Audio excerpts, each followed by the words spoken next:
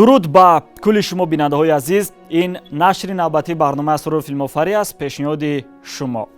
пас аз рӯи экран баромадани охирин қисми филми Гарри Поттер дар соли 2011 мухлисони Джоан Роллинг, яъне муаллифи ин асар, аз ӯ хоҳиш намуданд ки онҳоро фаромӯш накунад ва барояшон идомаи қиссаро таълиф намояд. аммо Джоан Роллинг ба ин саргузашт нуқта гузошта буд ва дигар намехост ки онро ба дарозо кашад. дар ҳамин ҳангом назди ҷевони асарҳояш рафт ва аз он ҷо китоби ҷонварони тахайюлӣ ва макони зисти онҳоро гирифта ғарқи хаёл шуд. пас аз чанде ба хулоса омад ки ӯ бояд ҳатман ин асарро рӯи экран барорад. кор то ҷое расид ки худ навишти филмномаро ба ӯҳда гирифта бори аввал хешро дар филмноманависӣ имтиҳон карду матни филмеро навишт ки пас аз рӯи экран баромаданаш маҳбубияти рекордиро ба даст овард. дӯстони азиз, тавре ки қисми зиёди шумо пай бурдед, имрӯз мо атрофи филми машҳури ҷонварони тахайюлӣ ва макони зисти онҳо ё худ ба ибораи русияш «Фантастические твари, где они обитают» барои шумо маълумот медиҳем. то имрӯз ду шумора ин филм рӯи экран баромадааст ва дар назар аст ки қисми сеюм соли 2021 пешниҳоди алоқамандони синемо гардад. аммо мо имрӯз кӯшиш мекунем ки танҳо атрофи қисми аввал бароятон маълумот бидиҳем. дар ягон барномаи дигар ҳатман ки имконият шуд мо ба ин мавзӯъ бармегардем. аммо ҳоло муаррифии қисми аввал.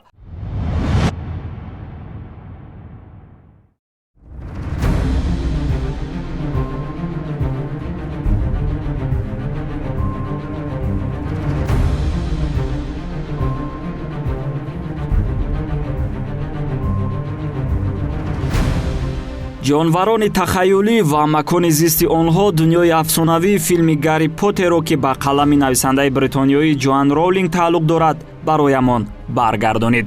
филм дар бораи моҷароҳои яке аз шогирдони мактаби Ҳогвард Нют Саламондер қисса мекунад ки бо иллати ба ҳаёти одамон таҳдид намудани ҷонварони ҷомадонаш аз ҷониби Дамблдор хориҷ карда мешавад.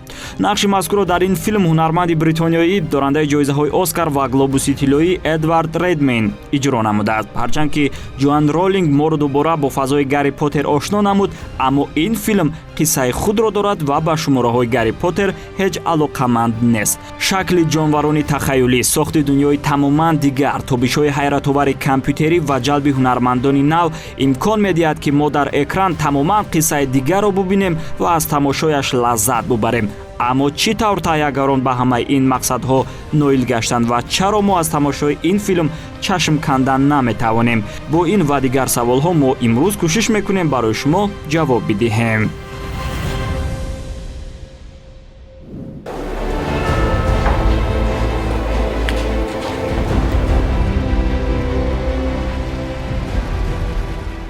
истеҳсоли филмро ширкати Warner Bros ба ӯҳда гирифта барои соҳиб шудани курсии коргардонӣ сараввал Алфонсо Куарон даъват гардид, аммо баъдан ба хулоса омаданд ки ин мавзӯъро ғайр аз Дэвид Йейтс, коргардони қариб ҳама қисмҳои Гарри Поттер, каси дигаре наметавонад дар ин сатҳу сифат рӯи экран барорад.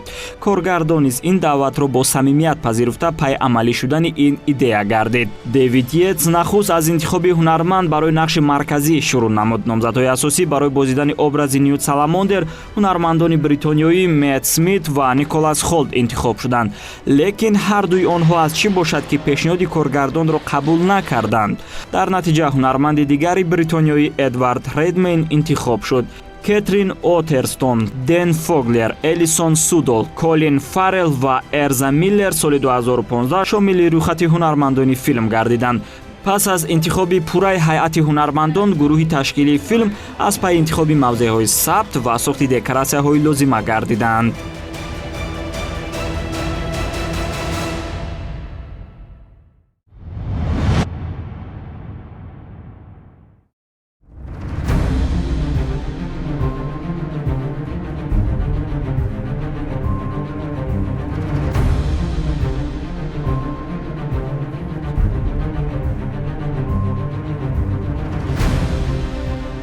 пеш аз ҳама бояд гуфт ки мувофиқи хатти сюжет тамоми рафти воқеаҳои филм дар соли 1926 сурат мегиранд. Аз ин рӯ лозим омад на фақат декоратсия, балки сару либос, автомобилҳо, рӯзномаву маҷалла, ашёву анҷом ва дигар ҷузъиёт мувофиқ ба соли замони рӯйдоди воқеа аз сифр сохта шаванд, ки ин барои тайяргарон хеле мушкил буд.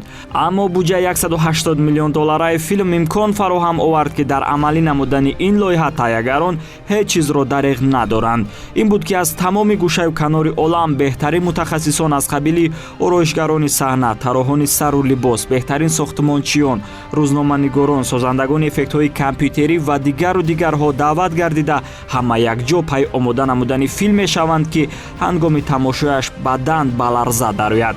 бешаку шубҳа ҳамин тавр ҳам ҳаст. тибқи филмнома аксари воқеаҳои филм соли 1926 дар Нью-Йорк ҷараён мегиранд. Аз ин рӯ гурӯҳи ташкилии филм барои пайдо намудани маконҳои мувофиқ ба ин шаҳр сафар карданд.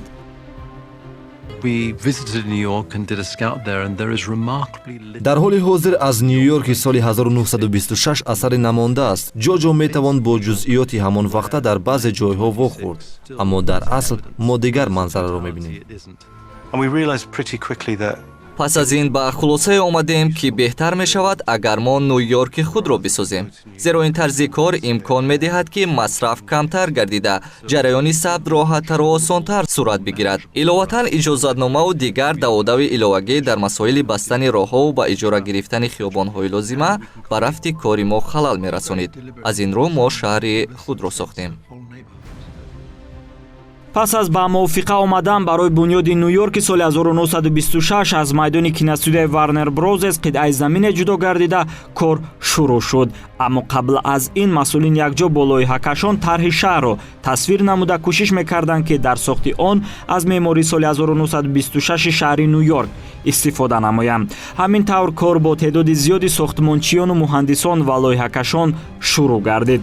нахусонҳо аз бунёди биноҳо корро сар карданд. барои дар экран табиӣ ба назар расидани декоратсия дар сохтмони биноҳо аз тахтаву фанерҳои воқеӣ истифода карданд.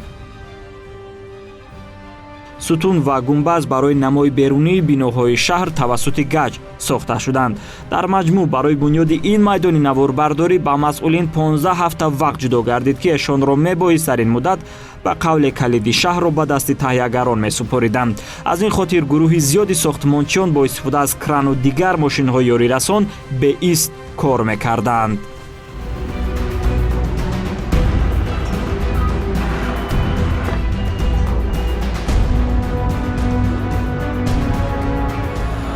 гурӯҳи мо аз 104 дуруедгар, 90 андовачӣ, 40 рангзан, 30 мутахассиси таъмиру тармим ва ҳамчунин рассомону ҳайкалтарошон иборат аст. хулас гурӯҳи хеле калон.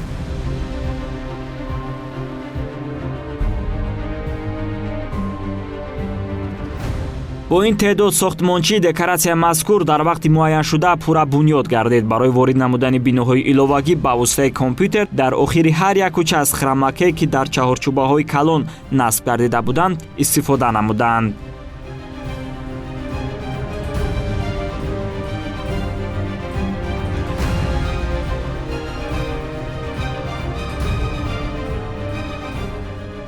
ҳамин тавр майдони наворбардорӣ, аниқтараш Нью-Йорки соли 1926 бо хурдтарин ҷузъиёташ сохта шуда гурӯҳи эҷодӣ ба наворбардорӣ шурӯъ намуданд. аз дил баромад ва ба дил нишаст.